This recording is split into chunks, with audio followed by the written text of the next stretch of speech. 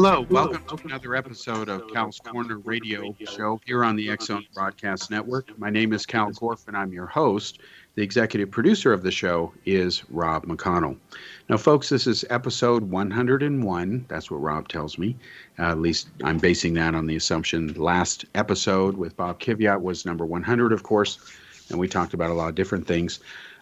Before I introduce our guest for tonight, which is a wonderful gentleman, great humanitarian, very smart guy, trust me, you'll certainly appreciate that by the time this show is over.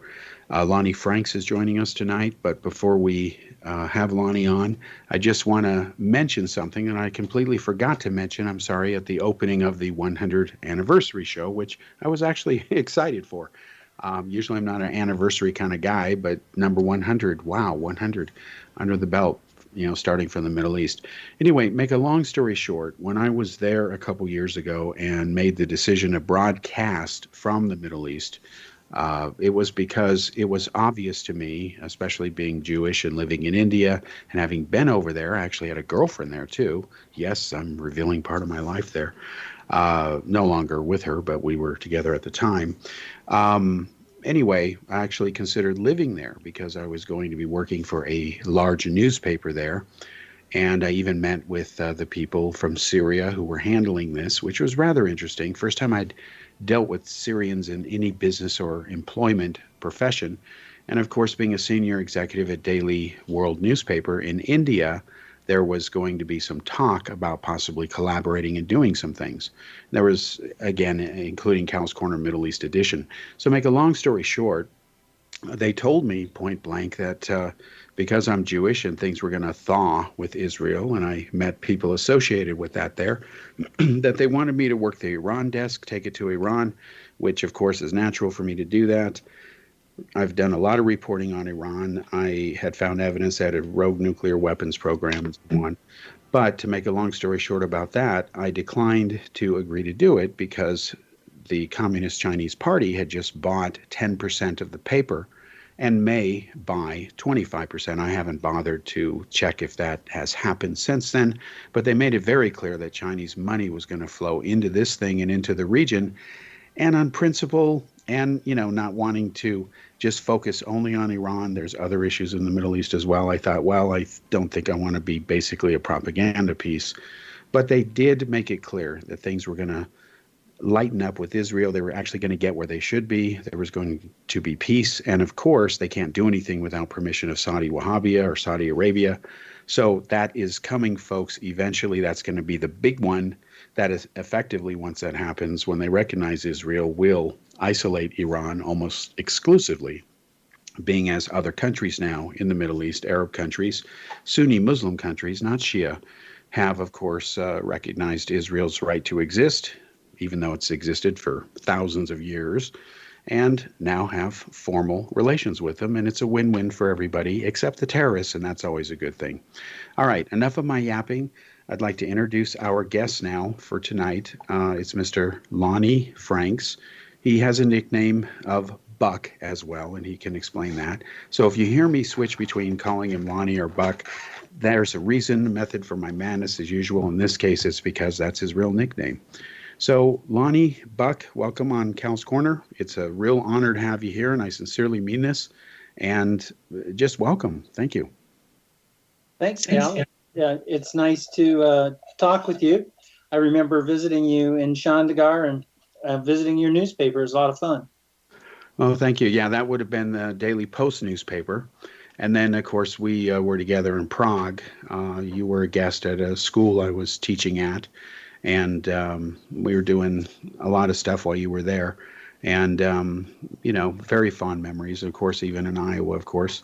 And when I left on that plane last time I saw you, physically, at least from the Iowa part, and was going to India to live and settle down for the foreseeable future, however long that was, I'll tell you, it took me about a week to really get out of a funk over that. There was a lot of stuff going on once I hit the ground in India, as you know, but I just missed the hell out of you. So love you very much. And I think by the time people hear what you have to say, because you're just a natural, I think you're going to get a lot more fans. So Lonnie, why don't you start by just briefly introducing yourself and, professionally what you do. And then probably near the end of the segment, certainly in the second one after the first 15 minutes here, I'd like to get into the story, have you tell it, of course, of what had happened with North Vietnam. But let's start first with introducing yourself the way you would do it. Just go for it so people understand who you are and what you do and where you're coming from. Sure. First of all, since it's radio, I should probably tell people I'm relatively old. I was born in 1948. Memorable that year was that California Supreme Court made it legal for blacks to marry whites. So until 1948, that was illegal in all the United States. So I sort of date myself from one of the first integration milestones in the U.S. Well, it's interesting you should mention that because if I had to place a bet in Las Vegas, it would be that probably almost no Americans know that. And that's not part of our basic education, Common Core, whatever. And I think that that's terrible. Yeah, 1948 was sort of an interesting year for a lot of reasons, but I usually start myself off. I grew up in Iowa, but I start off telling people that I wrote my first commercial software application that I sold in 1968. So I sort of think of myself as a software engineer. I went to community college, then the University of Northern Iowa, and have a degree in math. Then I went in the Air Force for 9 years, and I guess we can talk about that in a little bit.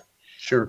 After the Air Force, I got a job at National Cash Register, NCR, in 1978 in Dayton, Ohio. And at the time, NCR was a fairly big company. They had offices all around the world, hundreds of places. And they were just starting to make automated teller machines. They had about a 2% market share. And I was kind of lucky because they didn't want to hire me because I had a degree in mathematics, but I could write what are called compilers. Mm-hmm. And so I wrote compilers for their ATMs. And then I went around the world teaching everybody how to write programs for ATMs. And ATMs I worked for NCR for 20 years.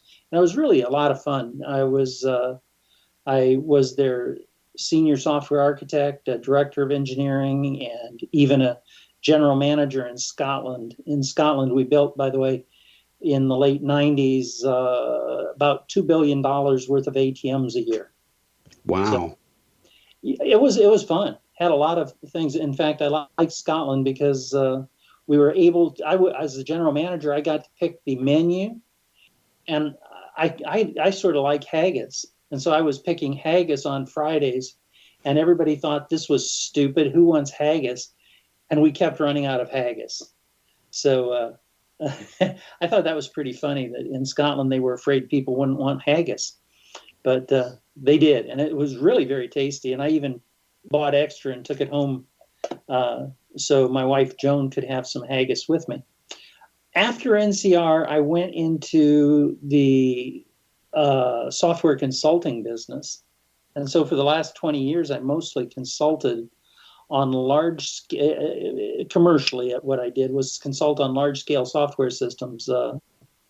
Strictly large software systems almost always are way over budget, over schedule, have very poor quality, and don't have the functionality they really need.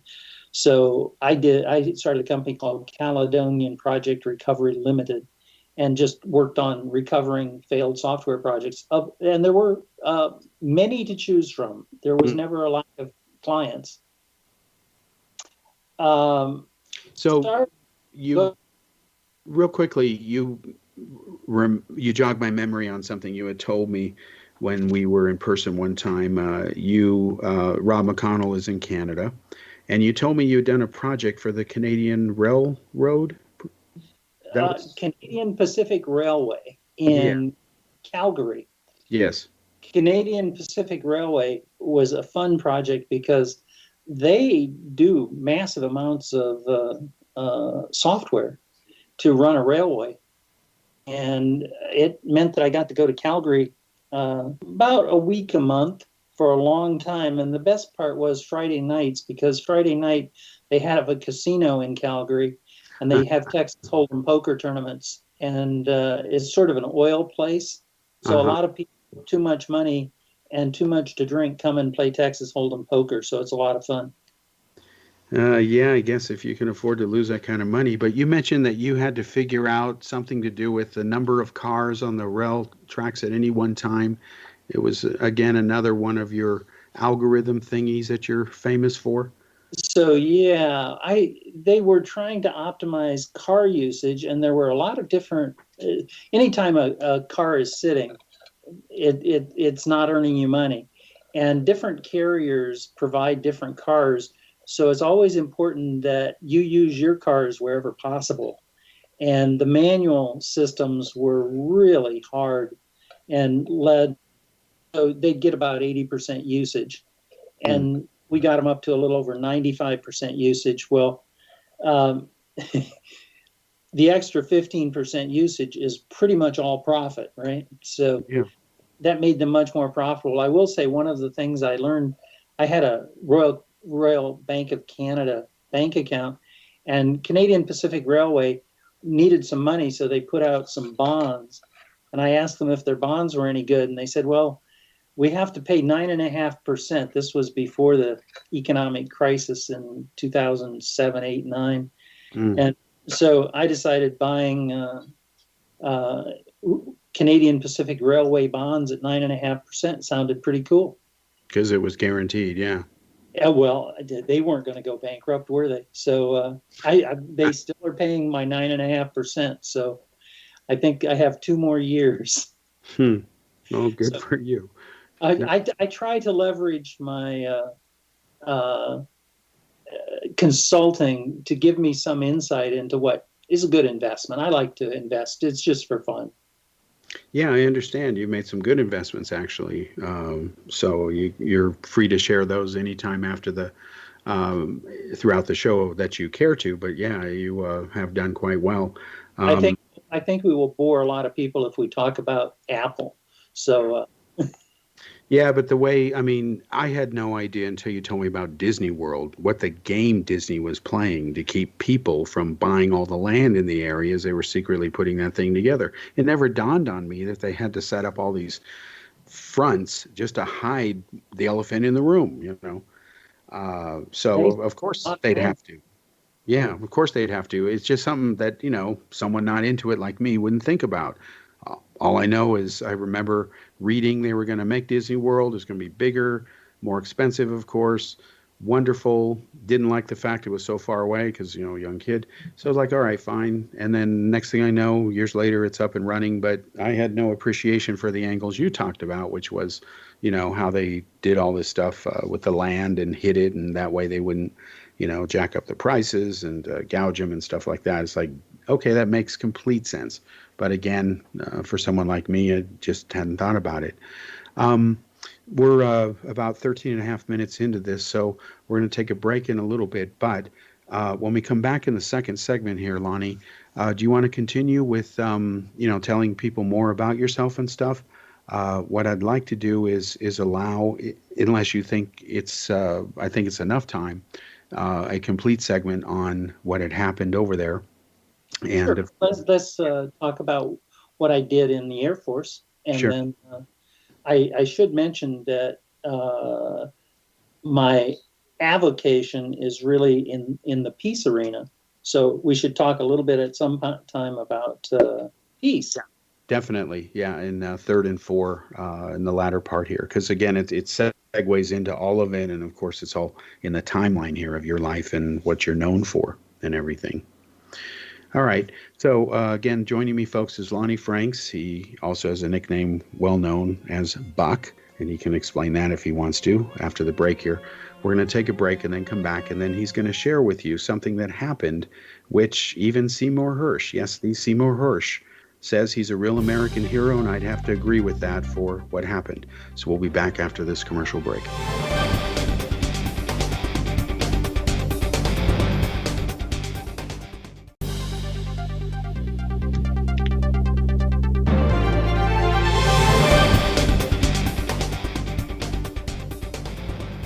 Welcome back to the second segment here on Cal's Corner Radio Show and the X Zone Broadcast Network. My name is Kal Korff, and I'm your host. The executive producer of the show is, of course, Rob McConnell.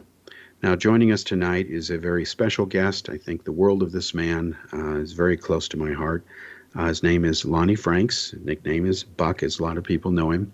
We're going to now pick up his story. He's going to tell it, of course, about what happened to him when he was in the military. Lonnie, please go ahead. Well, I joined the military in 1968. I had actually heard a speech by Dr. Martin Luther King Jr., a Riverside church speech, and he was really against the war in Vietnam. My father couldn't believe that anybody, especially Dr. King, would go against President Johnson, who was pushing the war, of course. So I wanted to go to Vietnam and see what was going on, so I joined the Air Force. I was married. I'd just been married about a year. Anyway, I went in the military. I was in intelligence and was volunteered to go to Thailand, and I went to Nakhon Phanom, Thailand, which is a search and rescue mission kind of group. So we did a lot of search and rescue missions and wrote a lot of reports and learned a lot about the war in Vietnam. And then I came back and after 6 months was sent back to Thailand, but this time in a group that did reconnaissance and bombing. Now, I think the incident most people talk about with me in the military was I had a wing commander who came in one day and said we were going to violate the rules of engagement and make up our after action reports. Since I had been there longer than anybody, I got a good chance to make up lots of fiction about being shot at. We weren't allowed to drop bombs in North Vietnam unless we were being shot at. And so I made up all kinds of stories about, for the after action reports, about being shot at. And then, of course, the rest of it is we drop bombs and the bomb damage assessment. Well, I thought this was a little weird too, because I'd been in the Air Force long enough to know that you don't really falsify top secret reports. So I made copies of these reports, and after about, 3-4 weeks, I sent a set of them to my senator from Iowa, Senator Harold Hughes, who was on the Senate Armed Services Committee. He sent it over to the Chief of Staff of the Air Force, John Ryan, who sent a 3-star General Wilson to my base, who started interviewing a bunch of people. My name had been redacted, so they didn't really know who had sent these reports in. Mm-hmm. But when Wilson found out that we really had falsified all these reports and John Ryan didn't know anything about it, the Chief of Staff of the Air Force, it was an interesting problem for the wing commander, and John Lavelle, who was a 4-star general who had gone to the academy with the Chief of Staff of the Air Force, John Ryan. Lavelle was fired. I was finally outed and sent back to the U.S., and I testified in front of the Senate. Lavelle was demoted. And it's one of the few times that the system sort of worked. That is, somebody who falsified reports and bombed well outside of the rules of engagement was held accountable. How long did the process take for justice as it was understood back then to have been done? Well, it really wound up. It's not really been done, but in terms of at that time, it took about a year, and it didn't. By the way, it did get me back into the U.S. with a nice bonus. So I went to Florida right when Disney World was opening and SeaWorld was opening. So I got to buy SeaWorld stock and Disney stock and make money on that. But okay, so more synergy. So you're saying it was about a year from when you first photocopied the documents and sent them to the senator versus about a year later you're in front of the Senate testifying. Yeah, that was in February, and the Senate testimony was October. Okay, so same year then.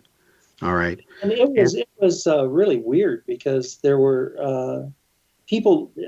I was a staff sergeant, and here was a four-star general, and I just sat down and told the truth. So it wasn't really all that hard for me to testify.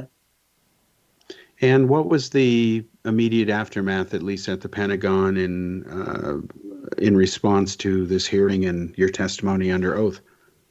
Well, General Ryan was sent out a nice note saying integrity is important, integrity in our reporting is important.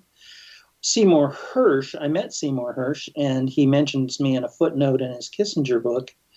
But one of the things he found out was that this was really approved in a tacit way by Nixon and Kissinger. And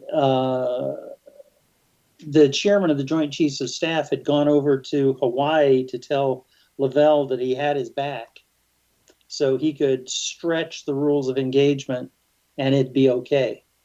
Lavelle had been asking for permission to bomb more aggressively.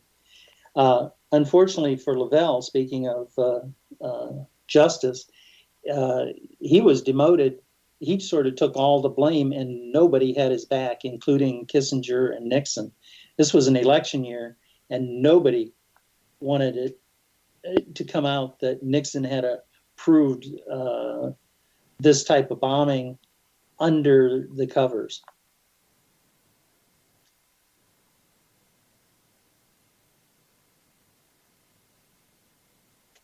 So I think Mm-hmm. Go ahead. although he was demoted and forced to retire, really kind of got shafted by Nixon and Kissinger. In my case, I applied to become an officer. I actually was, I think, the top of my testing. Mm-hmm. Jack Ryan, the four-star general from Iowa, three-fingered Jack, redlined my commission. Okay. So I stayed in the Air Force actually, and got more software development training, got some leadership training, and then finally, after 9 years, figured out I was going nowhere in the Air Force, and I got out of the Air Force. And that was essentially because of this unwritten rule, right? Even though you had done all the right things, you were snitching on one of the boys, so to speak. Yeah, that is absolutely true. Mm-hmm. Whistleblowers are not treated very well by the organizations they blow whistles on. It didn't matter that everything was done very underhandedly. And by the way, falsifying top secret reports, one of the reasons I sent it to my senator was, who in the heck were we trying to lie to? These were not being seen by the vast majority of people. Yeah. In fact, I remember when I was going through Nixon's material, his archives, which were being, piecemealed out, declassified. And I finally got the truth about the Munich massacre and how the U.S. was telling the UN, oh, we condemn terrorism. But at the same time, behind everybody's back, they secretly bribed two West German parliament members to make sure that Willie Brown survived his no confidence vote, and we're not supposed to be involved in those elections. And I also found out that a deal actually had been cut, Buck, between China and Brezhnev and Kissinger and Nixon. Brezhnev wanted the détente so he could stay in power. They were worried, he was worried about his own neck if they détente and missile reduction would fail. And then China, and Nixon was courting that as leverage against the Soviets, and Willie Brown's trying to save his butt. All this is going on. Israel's in the middle, trying to say, hey, let's get these guys after what they did at the Olympics. And that's why Golda Meir finally said, we're just going to go on our own and screw you guys, because if you don't defend us, who's going to? And then they, of course, went around the world and took out the terrorists. So going through that material, that's when I found the reference from Nixon about you. He called you that sergeant. And then it mentions your last name, Franks. And it was in a bunch of records I'd gotten that had been declassified where I saw that stuff, made a PDF, and I think I sent it to you years ago. So that's where I found that stuff. So Nixon knew your name at least, and obviously you impacted him since he had ordered the illegal bombing. Although that didn't come out until sometime later. Yeah, years later, and in fact, as I recall, and you of course would know, Lavelle had said he was following orders, right? He did. And those orders would have been from President Nixon. That was what he believed. But he had been told by someone else, not really in his chain of command. And that really is, I thought, was the crux of the issue. That is, if you get an illegal order without having known who it comes from and know the authority it came by, Right. can lead to terrible things happening. Oh, I think it came from Richard Nixon, but it was never written down, and I don't have anything but verbal orders. A rogue general could do just about anything he wanted to do. Yes, definitely. So governance, especially military governance, is really important. They're nice movies about rogue generals, but I had a rogue general, I thought. I understand. Now, for people, of course, who don't know this story, Lavelle was essentially put out to pasture by the Pentagon in this scandal, took the fall for it. Nixon got away with it. But you, of course, know what happened when Obama was president. Yeah, Obama wanted to help. The Lavelle family wanted Lavelle to retire with 4 stars instead of just 2. Mm-hmm. And all of the information came out, and so the Senate confirmed him as a 4-star general. So he was rehabilitated. He was, and that was probably reasonably fair, although I have to say he made 2 serious mistakes, and that is he accepted orders without knowing the true person giving the order, right? Without knowing for sure who had given the order and if they had the authority to give the order. And secondly, he lost control of his command, because even to the end, he swore he never ordered anybody to falsify any classified documents. I got to tell you, my wing commander, Colonel Charles Gabriel, did directly order me to falsify classified documents. So Lavelle lost control of his command because he didn't know what was going on underneath him. So you're saying that the colonel, on his own initiative, or the initiative at least not by Lavelle, gave you those orders. Lavelle honestly never knew, never gave any such orders, and the fact this was being done was being kept from him until it came back after your complaint to the senator. He was surprised when he heard the extent to which we were falsifying reports. I see. Okay. He thought we could simply put on a report that somebody shot at us, but it wasn't quite that simple. You know, there are different caliber guns that shoot at you. There are different type of missiles, and you have to see where the gunfire originated from, how many bursts per second. It's fairly complicated to fake being shot at. Yeah, definitely. You have to devil's in the details, as they say. By the way, although I had made E5 staff sergeant in 3 years in the military, after this event, I was only promoted one more time, and that was in my last year in the Air Force. But Charles Gabriel, the colonel, made star after star after star and became chief of staff of the Air Force with 4 stars before he retired. Yeah, he's part of the good old boys, I guess. So you are right. Whistleblowing is not a career enhancer in the organization you're in. No, not at all. Not so at all. There were 2 things Right. I learned. Buck, we have to take a break because we're coming up on the segment. We'll begin with segment 3, and then please continue from where we have to break, okay? Sure. All right, thanks.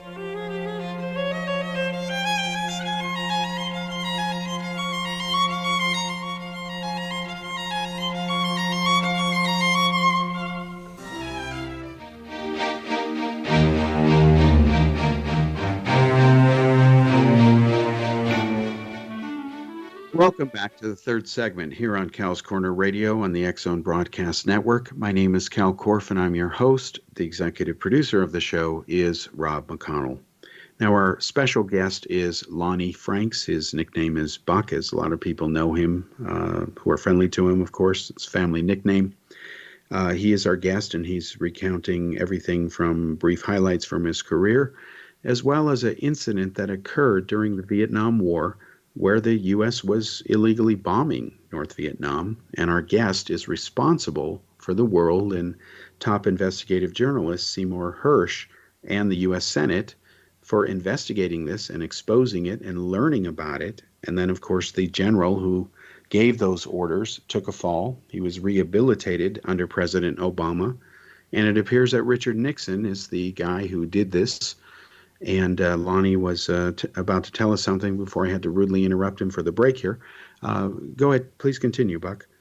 So I was going to say a couple of lessons learned. One was I learned that integrity was a good thing, although not necessarily career enhancing in the military or when you're a whistleblower. Mm-hmm. And competency really, really helps because I was pretty competent at doing these reports. So even in my career as a civilian, I used the concept that all I really need is to be very competent and have a lot of integrity, and good things will happen. And it really has. One of the things that happened in the military that I find really fascinating is I had a terrible conversation with General Wilson, a 3-star general who was the Inspector General for the Air Force. Because he had suggested that I go to the there's an assistant wing commander or vice wing commander and also a colonel, but he was one of the guys flying the missions. So I was pretty sure he knew we were falsifying all these reports. And what it did was there were additional hearings on how in the intelligence community to structure the Inspector General stuff. And I was fascinated this last year when we saw how intelligence inspector generals led to our Donald Trump getting impeached. Because of the independence now of inspectors general in the intelligence community, people can raise issues like I raised, and they're supposed to be protected. Of course, we all know what happened to the people who talked to the inspector general in the intelligence community about Donald Trump's phone call. I don't make any judgments about the phone call, but at least people who raise issues shouldn't be punished for raising issues, in my opinion. And that was the outcome of what I had done led to a lot of the work on how to have inspectors general in intelligence communities, because if you're going to do anything that greatly violates the law, violating the law in intelligence is a whole lot easier because you can hide what you're doing so much more readily. Yeah, for sure. I will tell you in my own dealings with inspector generals and in going through documents and things like this, what I noticed was there was kind of a Dr. Jekyll, Mr. Hyde side to the Obama administration. They are the first one to ever try to throw a journalist in jail just because they wouldn't cough up their sources for material that was leaked in the prior administration. Go figure. You'd think Obama, Mr. Civil Rights, would have dropped that, thing they were going to drop anyway after wasting taxpayer money and bankrupting the reporter practically. And then I know from firsthand experience that they were not doing their jobs like they should have been. In fact, it took Inspector General report to nail the Inspector Generals on that issue, and there were other games played. Like you may remember, it was not a coincidence that there was no Inspector General overseeing the State Department for almost Hillary Clinton's entire time she was Secretary of State. And then by the time they finally get one on board, and this is around the time I had my problems with them first time around, this guy comes in and says not only was she not telling the truth, She never had permission to do this. And if she had asked for it, which she didn't, we'd have said, hell no, it's not policy. You don't put secret stuff on insecure things. So it's gotten better, but I think there's still one more round to go, meaning look at the games like you pointed out that Trump has played, outing and exposing whistleblowers. Yet the headline on Drudge the other day was something like 120 over 120 or 140 million spent on inspector generals this last or whistleblowers in this last year over what we don't know yet. But I think it's got some adjusting to go to fix it. But because we shouldn't allow people to expose whistleblowers, but I have seen an improvement, like you've indicated, towards what you're saying. I'm just saying the first time I saw this go, even with FOIA under Obama, they were nailed by the inspector generals for deliberately dragging their knuckles on that. It's not acceptable. It is very strange from a governance perspective that the executive branch controls like the Justice Department and the inspectors general. And Yeah. they serve at the pleasure of the president. So there's really no governance on a president or cabinet members if the president supports them. Yeah, or you lead to things like this, and this bothers me real quickly before we go back to this other stuff. You have a legal way now to fleece taxpayers, meaning Trump plays golf at his resorts, bills the taxpayers, and it's legal and ethical according to the groups who oversee this. And I'm thinking, wow, imagine what it would be like with no oversight. How many more millions could he make? And it's legal. So it's legal. Where's the issue? Well, the issue is in the principle. Not only could I not play golf at a resort I owned, I'm sorry. I'm too busy to play golf, even not being president. And he promised he wouldn't. So he broke his promise, ran on it, slammed Obama for it. I slammed Obama for it. And then he's making more money playing it because it's ka-ching every time he goes to play his rounds. He makes money. I have a problem with that. But it's legal. I have a problem with that. Anyway, so Obama rehabilitates Lavelle, and you're in private enterprise. You leave the military. You also do teaching, but your heart and passion is peace. That's right. I started about 10 or 15 years ago with the Dayton International Peace Museum. Mm-hmm. Some of your listeners may have heard of the Dayton Peace Accords. Yes. And so the Dayton Peace Accords were negotiated here in Dayton. In fact, at the Hope Hotel out by Wright-Patterson Air Force Base. Uh-oh, that's where the aliens are buried in Project Blue Book and Hangar 18. Be careful. I should go out there. In fact, there are probably a lot of good aliens out there from outer space. Anyway, so I started doing that, and I've been engaged in various things related to peace since then. So I've been involved in the Dayton International Peace Museum, the International Network of Museums for Peace, done a lot of peace hero walks. One of the fun things is you can, there's a Peace Heroes Walk, you can nominate a peace hero, you can get a little placard, and you can walk around handing out little cards about your peace hero. I frequently use Martin Luther King Jr. Mm-hmm. As my peace hero, but I used lots of other people. I used my brother-in-law, Dr. Ahmed Eid. Mm-hmm. Yes. We had gone to the Middle East a few times trying to work there. He actually died in Egypt during some of the Arab Spring.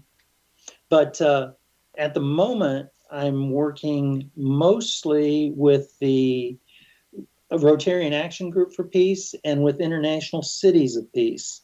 I think some people may know about Rotary, and they have an action group for peace. And it's a very interesting group trying to teach people some peace techniques or some philosophies.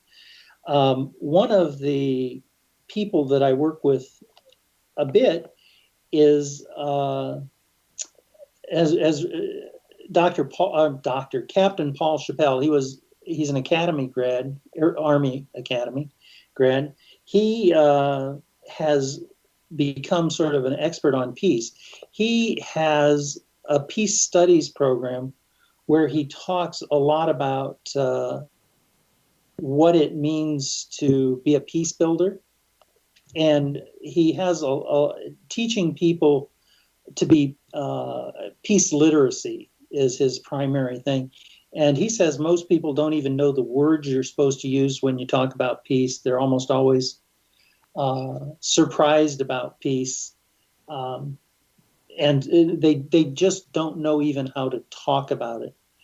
So, Well, you're right about that. In fact, with your permission, why don't we do a little back and forth and prove that point quickly, which I think people will be interested in because, as you and I have talked about, the left, for lack of a better term, progressives today, as they like to call themselves, they have hijacked or they have changed some key words and principles so that now you've got people claiming peaceful protests are burning buildings down, where absolutely that's not true. Peace must be no violence at all. yeah, I think that's absolutely true. Where you worry about how can you be a peaceful protest and in any way support proactive violence. Now, defending yourself is a slightly different issue, but when you initiate the violence, and that's what many people do these days. In fact, they're professional provocateurs. My Yeah. favorite. Do I have time to read maybe one paragraph Yeah, go ahead. from the Common Book of Prayer, a liturgy for ordinary radicals? It's not Hmm. that radical, but it's peacemaking. Peace is not just about the absence of conflict. It's also about the presence of justice. Martin Luther King Jr. even distinguished between the devil's peace and God's true peace. A counterfeit peace exists when people are pacified or distracted or so beat up and tired of fighting that all seems calm. Hmm. But true peace does not exist until there is justice, restoration, forgiveness. Peacemaking doesn't mean passivity. It's the act of interrupting injustice without mirroring injustice, the act of disarming evil without destroying the evildoer, the act of finding a third way that is neither fight nor flight, but the careful, arduous pursuit of reconciliation and justice. It is about a revolution of love that is big enough to set both the oppressed and the oppressors free. Well, you're right about that. I wish the Democrats and the Republicans put that in their platforms. I wish this were taught in all schools.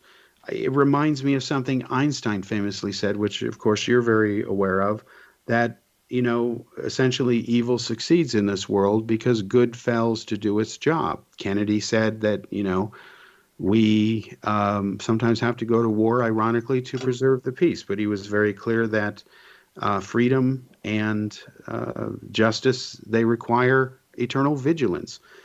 And what I see going on today, a lot of people, in my opinion, the Democrats, those who don't support this violence, haven't done a good enough job condemning it. And then, of course, you've got the Republicans on the right. They love it because they say the other side owns it. So it's just a mess. And what I'd like to do, since we got a little less than a minute left before the end of the third segment here, is spend the fourth segment talking about real peace, like what you're talking about, some of the exciting initiatives that are going on now. And also, I'd like you to, if you can, elaborate on how the outbreak of the pandemic has impacted this.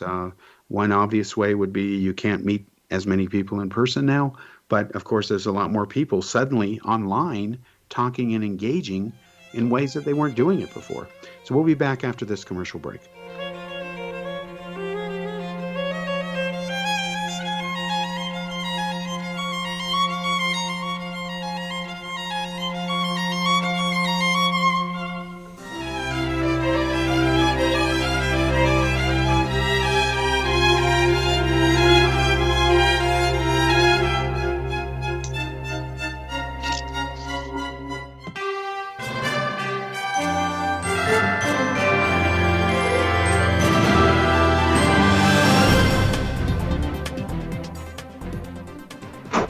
back to the fourth and final segment here on Cal's Corner Radio Show on the X Zone Broadcast Network. My name is Kal Korff, and I'm your host. The executive producer of the show is Rob McConnell. Remember, folks, and I know I usually say this at the beginning of every segment, but I didn't do it this time. I didn't do it last time either, actually. But the purpose of Cal's Corner is to cover everything from politics to the paranormal. That's a lot of stuff in between those two subjects, and it's all over the map, but hey, life is very interesting, and I've always had the view that if you only do one thing in life, well, I think life's too short to do only one thing, but that's only my opinion. Speaking of somebody who does a lot more than one thing, our guest is Lonnie Franks, or Buck as he is known affectionately to a lot of people, myself included. He was telling us about peace. He has devoted pretty much, I guess, most of his life now to that cause. And he is a big figure in this area. And I know a lot of people listening to this will say, well, the peace movement, the peace field, the peace what? They don't know because they're not involved in it. And that's unfortunate because when people aren't busy focusing on making peace, they're making other things. And that eventually leads to war. It's guaranteed.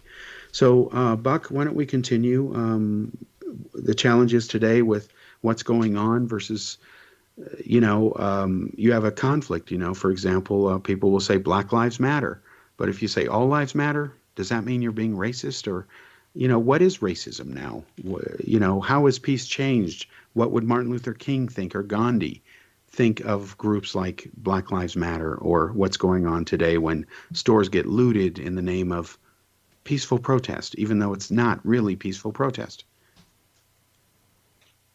Well, having studied a bit about Gandhi and especially Kingian nonviolence, Dr. Martin Luther King Jr. would feel appalled at anybody who in any way allows looting to go on. One injustice does not solve another injustice. So, there is a problem of justice and fairness in the United States. There's a problem of justice and fairness everywhere, all the time. There are always issues. Yep.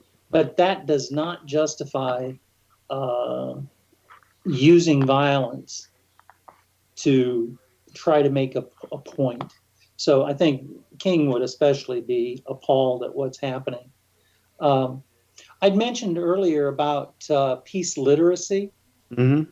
Yes. And there is a good website, peaceliteracy.org, and there's a very good set of training programs for people on peace. Some of the topics, one of the topics I learned in one of the peace museums in Sweden, in Uppsala, was on bias. And they put out a full set of training material on bias. So learning about bias is fairly important. Learning about nonviolence in general is really important because we tend a fairly violent culture. Yes. One of the things that we've been doing in Dayton, Ohio, has been trying to get into the schools peer mediation teams. Mm-hmm. It's where there's conflict in school. You may not know this, but occasionally people get bullied in school, for example. Yeah. I've heard bullying happens. Yes. But the peer mediation seems to work really well. It's where, eighth grader mediates for two other eighth graders and there's no authority figure. And they just sit down and learn how to talk about what's happening and how people are feeling and why what happened was wrong. And mediation in general is a good thing. And peer mediation in school seems to work really well at resolving conflict, but peaceful conflict resolution is very fascinating. One of the people I learned it from works in New York City. He's actually an artist, but he works as a mediator. And he teaches the New York Police Department peaceful conflict resolution techniques. How do you de-escalate situations? And there's so many good ways to de-escalate a situation. But you have to be taught how to do that. That's true. You're absolutely right on all this. The expression Murphy never takes a holiday, like Murphy's Law. And is from Dayton, Ohio, by the way, an engineer from Wright-Patterson Air Force Base, Mr. Murphy. Okay, probably after I'm kidding about this, but probably after they got the secret Roswell wreckage back there and reverse engineered it. You have to understand that well, at least for a lot of people hearing this, when they hear Wright-Patterson Air Force Base, whoo, thanks again to the History Channel, Project Blue Book, the mythical series of Dr. Hynek, which thankfully has been canceled, that and Area 51, it's too bad they don't think about peace. They think about aliens, you know. What I was going to say is take the recent shooting in Philadelphia. Tragedy. It is terrible when someone gets shot, unless, I hate to put it this way, they really deserved it, like a terrorist. In this case, the police chief said, I believe it's a woman, that they didn't have tasers. And she apologized for that, saying most of them do. These two didn't. And she blamed budget cuts. And I'm thinking, wow, you send people in suburban hotspots with no tasers, budget cuts. I'm not there. Who am I to speak on it? But it seems to me that no amount of training would have kept that from happening. Tasers would have made a difference. The guy would have gone down.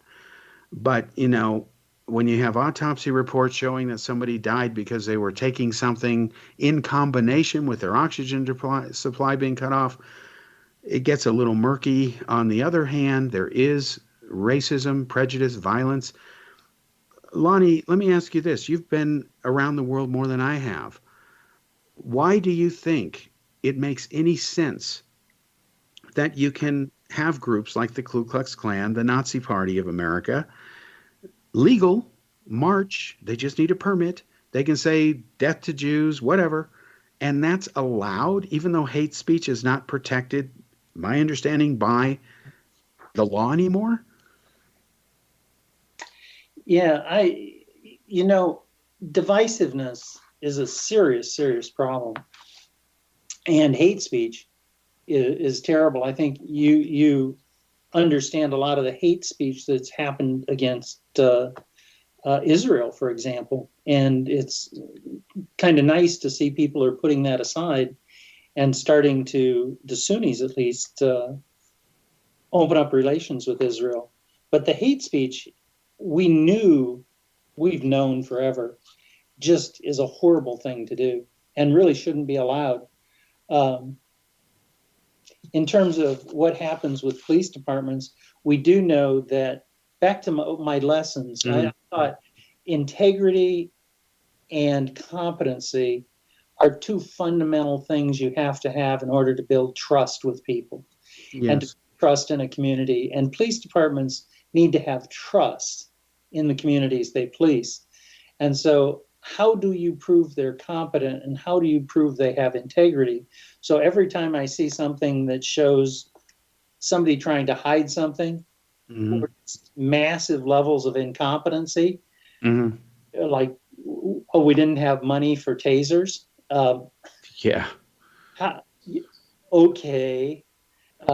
It winds up that I really believe that the one thing about peace is it's built on trust. It's built on sort of the golden rule.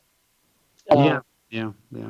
Well, unfortunately, one of the things I put out earlier in the year, tweet others as you would be tweeted, has been somewhat misused lately. But I kind of like tweet others as you would want to be tweeted. Yeah, that's a good play on words. What I won't say surprised me, but I guess in my travels, and you're more traveled than I am, and longer, of course, the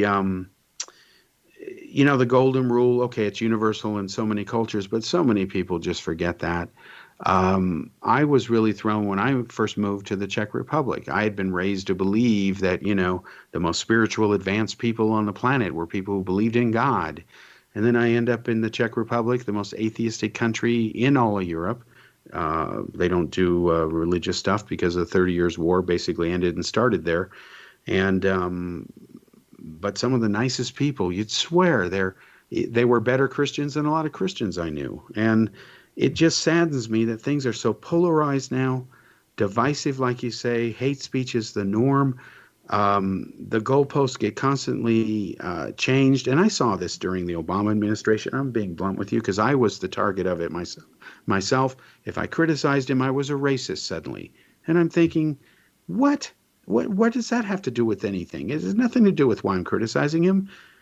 Nothing at all. I don't really see skin color. It's irrelevant to me. My God, most of the people I know in the world, they're not white. That's just the way it is. That's just genetics. Yeah. So, what would you say, as we have a few minutes here? Um, what would you give as far as the best advice, as far as for people listening to this, to don't fall for whatever or pay attention to whatever? Your own words. What would you say? Well, in all honesty, Christianity is interesting to me because there's dogma and then there's fundamental principles. The Yes. fundamental Christian principles, by the way, are principles of lots of different religions, but it's love God and love your neighbor. Yeah. And I take love God to be really thankful for free will Mm-hmm. and and if you think about people who just follow dogma, they're not using their free will and they're not using their reason, and therefore they are not loving God. Now, the love your neighbor is pretty easy because, in all honesty, it's the golden rule. But one thing about that I like about love is that with love, you should be as concerned of the other person's well-being as you are about your own well-being. So the way you express love is frequently to be concerned about the other person's well-being, even when it isn't in your own best interest necessarily, or your best interest. You might sacrifice yourself a little for someone else if you truly love someone. But the belittling, the name calling, the bullying is just a horrible thing that happens. So my philosophy is love God and love your neighbor. Believe in science because we have free will and reason, and believe that the other people on this earth are as good as you are and deserve to be loved as much as you deserve to be loved. Well, then what you're saying is that all lives matter. You're not singling out a single race. And I'm not putting you on the spot on that. It's just that as somebody, me personally, has always believed all lives matter ever since I understood basic genetics as a kid. I it breaks my heart to see it become this or that or this when it should be all and everyone. And if everybody believed in all and everyone, they would do everything like you mentioned, which would be to be proactive. But first things first, put the resources there, get involved with the community, and these things just wouldn't happen. And also, for those listening to this, we have to distinguish, of course, and I'm sure Buck agrees, between the religion and what it preaches, a religion, versus what some people do claiming to be in the name of that religion.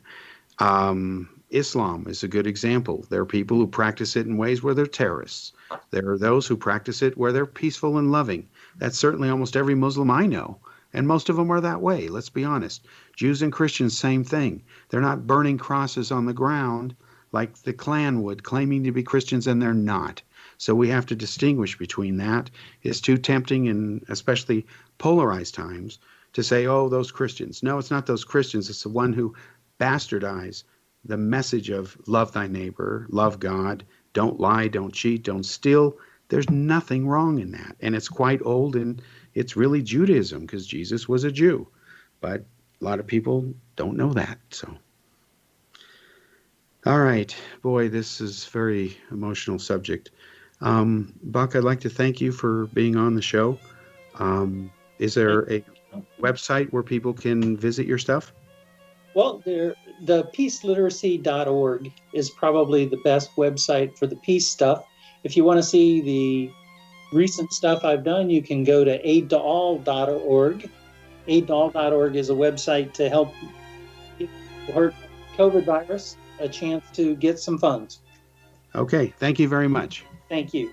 Thank you. Take care. Be safe.